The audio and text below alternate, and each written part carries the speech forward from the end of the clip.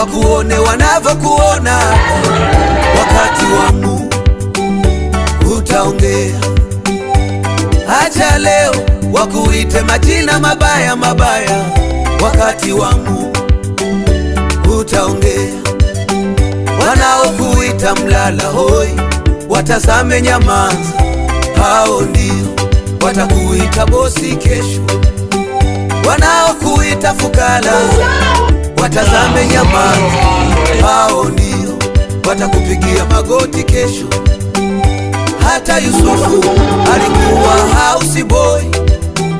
Wakati wa Mungu alikuwa waziri mkuu.